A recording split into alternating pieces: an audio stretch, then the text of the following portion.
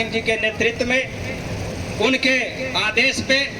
बिहार के सभी मुख्यालयों में जहां हमारे महापुरुषों के प्रतिमा है, चाहे वो बाबा साहब अम्बेडकर जी का हो, जननायक कर्पूरी ठाकुर जी का हो, सुभाष चंद्र बोस जी का हो, भगत सिंह जी का हो, इन तमाम महापुरुषों ने जो इस देश को संभालने में, संजोगने में, संगठित रूप से रखने में अपना कुर्बानी दिया है, अपना बलिदान दिया है, उनके समक्ष हम लोगों को उपस्थित होकर के और हमारे नेता आदरणीय तेजस्वी यादव जी का जो 17 साल का 17 महीने का जो कार्यकलाप रहा था इस बिहार में, उसको आज मजबूती से यहाँ आवाम तक पहुँचाने के लिए हम लोग दृढ़ संकल्प लेने के लिए यहाँ इकट्ठा हुए हैं। साथियों, सबसे महत्वपूर्ण बात तो हमारे नेता आदरणीय तेजस्वी यादव जी ने इसी बिहार के 20 के विधानसभा के चुनाव में बिहार के आवाम को विश्वास दिलाया था कि हम जब शासन सत्ता में आएंगे तो यहाँ के जो नौजवान हैं, जिसके चेहरे पे बेरोजगारी का आलम दिख रहा है, यहाँ की हमारी जो कामकाजी महिलाएं हैं, जिसके पास चूल्हे जलाने के लिए उस पे बोझ हो रहा है, और जिन किसानों के खेतों में पानी नहीं जा रहा है, उन किसानों को हम पानी पहुंचाने का काम करेंगे। और वही नहीं, हमारे जो नौजवान हैं, जो शिक्षित बेरोजगार हैं, हम उनको रोजगार देने का काम करेंगे। और महिलाओं को भाई उन्होंने कहा कि हम प्रत्येक महीने, प्रत्येक साल में हम लाखों रुपया उनके खाते में सीधे देंगे। जो कामकाजी महिलाएं हैं, जिनको अपने बाल बच्चों के भरण पोषण करने में कोई परेशानी नहीं होगी। आपने देखा कि सबसे पहले हमारे नेता आदरणीय लालू प्रसाद यादव जी ने कहा था कि जाति आधारित पूरे देश के पैमाने पे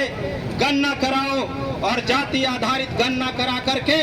जिसकी जितनी हिस्सेदारी है उसकी उतनी भागीदारी देने का काम करो। इसीलिए हमारे नेता आदरणीय तेजस्वी यादव जी ने 20 के विधानसभा के चुनाव के बाद, जब इनकी सरकार नहीं बनी और फिर उसके बाद जब साझा सरकार बनी, 17 महीने की सरकार जब चली नीतीश कुमार जी के साथ, तो इन्होंने पूरा जोर दे करके बिहार में जाति आधारित गणना कराया,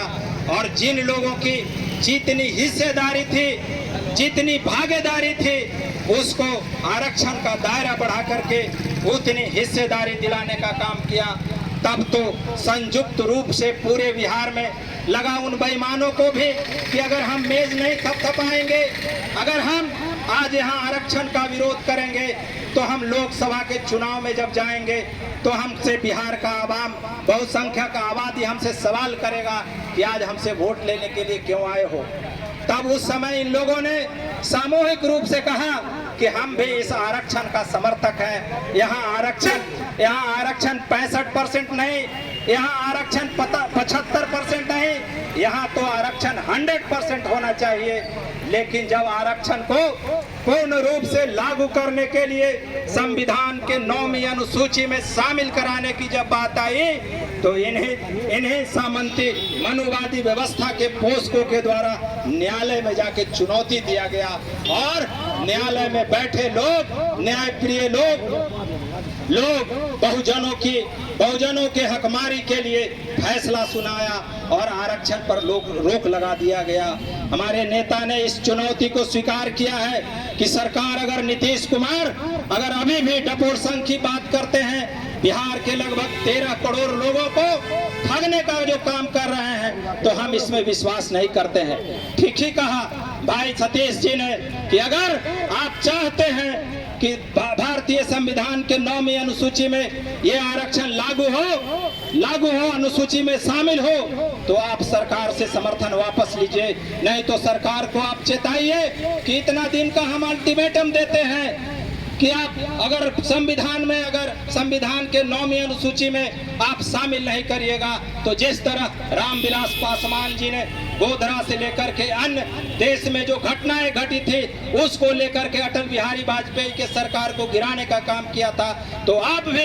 ये जो देश में तानाशाही प्रधानमंत्री नरेंद्र मोदी जो अपने आप को चुनाव के दिनों में अति पिछड़ा का बेटा कहता है और वोट और आरक्षण का दायरा बढ़ाने के समय में न्यायालय में उसको अपने सहयोगियों से अर्जी दाखिल करा करके और इसके आरक्षण पर रोक लगवाने का काम करता है। साथियों, आप सब लोगों को गोलबंद होना होगा और खास करके इस देश के बहुजनों को गोलबंद होना होगा। अगर गोलबंद नहीं हुआ तो इसी तरह हम लोगों को जाति में, पार्टी में बांट करके हमारे बाबा साहब अम्बेडकर ने जो संविधान में देश के 90% आबादी के लिए जो अधिकार का प्रावधान किया उसको नासनाबूद करने का काम करेगा, उसको खंडित करने का काम करेगा। और चुनाव में अभी बोल रहे थे सूबेदार भैया कि तरह तरह का चोला बदल के आएगा, रिश्तेदारी जोड़ के आएगा। और आपके बीच में जो लालू प्रसाद यादव जी का प्रण है, जो तेजस्वी यादव जी का प्रण है, इसको समाप्त करने का काम करेगा, खंडित करने का काम करेगा। आप जानते हैं लालू प्रसाद यादव जी कोई चारा घोटाला नहीं किए थे। लालू प्रसाद यादव जी जब बिहार के लोगों ने 90 के दशक में जब उन पर विश्वास जताया और डंके की चोट पर बिहार का बागडोर सौंपा तो लालू प्रसाद यादव जी को लगा कि हम भी उसी गरीब घर से पैदा लेके आए हैं जहां हम भैंस चराते थे और जहां हमारी माँ बहनें उसका पालन करती थी तो कितना कष्ट होता था। खटिया पे बैठने नहीं दिया जाता था, ओटा पे बैठने नहीं दिया जाता था। उस पीड़ा को लालू प्रसाद यादव जी ने समझा और यहाँ जो लोग थे, जो गरीब गुरुआ थे, उसको ललकारने का काम किया कि पढ़ो या मरो। लालू प्रसाद यादव जी ने अपने शासन काल में लोगों को आगाह कराया कि ऐ सिथुआ चुनने वाले, ऐ घोंघा चुनने वाले, ऐ ताड़ी उतारने वाले, ऐ भैंस बकरी चराने वाले,